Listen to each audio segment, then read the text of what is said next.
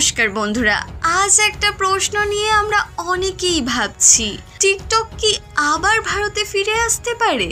হয়তো আপনিও সেই কোটি কোটি মানুষের একজন, যিনি 2020 সালে হঠাৎ করে টিকটক ব্যানের খবর শুনে অবাক হয়েছিলেন।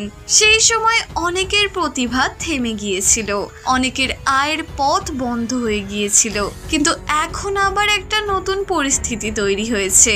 আমেরিকা চায়নার ওপর ট্যারিফ চাপাচ্ছে, চায়না ভারতকে বড় বাজার হিসেবে দেখছে, আর ভারতও আন্তর্জাতিক বাণিজ্যে কৌশলী হয়ে উঠছে। তাহলে কি সত্যি টিকটক আবার ফিরে আসতে পারে?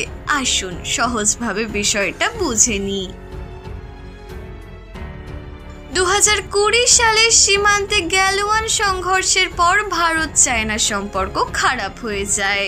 সরকার জানালো চীনা অ্যাপগুলো ভারতের নিরাপত্তার জন্য ঝুঁকিপূর্ণ, আর তখনই ব্যান হয়ে গেল TikTok, share it, UC browser সহ অনেক জনপ্রিয় অ্যাপ। সেই সময় টিকটক শুধু একটা অ্যাপ ছিল না, এটা ছিল লাখো তরুণ তরুণীর প্রতিভা দেখানোর প্ল্যাটফর্ম।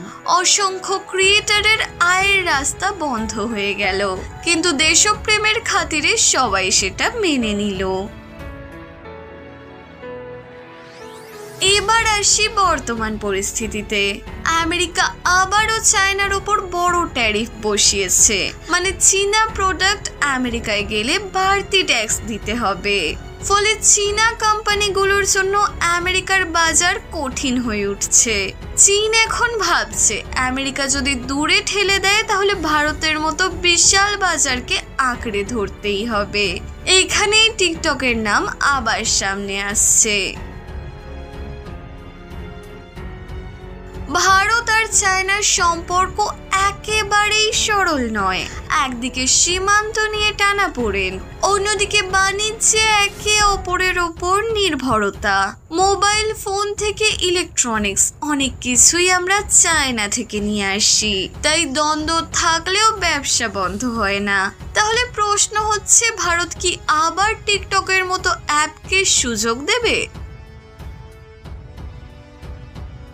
শোনা যাচ্ছে টিকটক যদি ভারতে ফিরে আসতে চায় তবে তাদের কয়েকটা কঠিন শর্ত মানতে হবে। সব ডেটা ভারতেই সংরক্ষণ করতে হবে, কোনো ভারতীয় কোম্পানির সাথে যৌথভাবে কাজ করতে হবে, কন্টেন্ট মনিটরিং আরো শক্ত করতে হবে, আর সরকারের কাছে প্রমাণ দিতে হবে যে তারা ইউজারের তথ্য বাইরে পাঠাবে না। ক্রিয়েটররা লাখো তরুণ আবার প্রতিভা দেখানোর সুযোগ পাবে। ইউজাররা আগের মতোই মজার কন্টেন্ট উপভোগ করতে পারবে। সরকার ও অর্থনীতি, টিকটক যদি ভারতীয় অফিস, লোকাল জব আর ট্যাক্স দেয় তাহলে অর্থনীতিরও লাভ হবে। জাতীয় নিরাপত্তা নিয়ে ভারত কখনো ঝুঁকি নিতে চাইবে না। দেশীয় অ্যাপগুলো যেমন মদ, জোশ, ওরা ক্ষতিগ্রস্ত হতে পারে। রাজনৈতিক চাপও আসতে পারে, সরকার ব্যান তুলে নিল কেন? এখন আমেরিকা চীনের ওপর চাপ বাড়াচ্ছে, আর চীন নতুন বন্ধু খুঁজছে। ভারত হয়তো এই পরিস্থিতি নিজের স্বার্থে ব্যবহার করতে পারে। টিকটককে ফিরতে দেওয়া মানেই শুধু একটা অ্যাপ নয়, বরং চীনের কাছ থেকে আরো বাণিজ্যিক সুবিধা আদায় করার কৌশলও হতে পারে। বন্ধুরা, এখনই বলা কঠিন, কিন্তু সম্ভাবনা একেবারেই নেই এমনও নয়। যদি চীন ভারতকে বাড়তি সুবিধা দেয়, যদি টিকটক ভারতের সব শর্ত মানতে রাজি হয়, আর যদি সরকার মনে করে দেশের ক্ষতি নেই, তাহলে হয়তো আমরা আবার টিকটককে দেখতে পারবো ভারতের বাজারে। বন্ধুরা, একটা অ্যাপের নাম নিয়ে এত আলোচনা কেন জানেন? কারণ টিকটক শুধু বিনোদন দিত না, এটা ছিল কোটি কোটি মানুষের স্বপ্নের মঞ্চ। এখন প্রশ্ন হচ্ছে, ভারত কি আবার সেই মঞ্চ খুলে দেবে, নাকি দেশীয় অ্যাপগুলোকেই বড় হতে দেবে? আপনারা কি মনে করেন? কমেন্টে লিখে জানান। ভিডিওটি ভালো লেগে থাকলে লাইক দিন, বন্ধুদের সাথে শেয়ার করুন।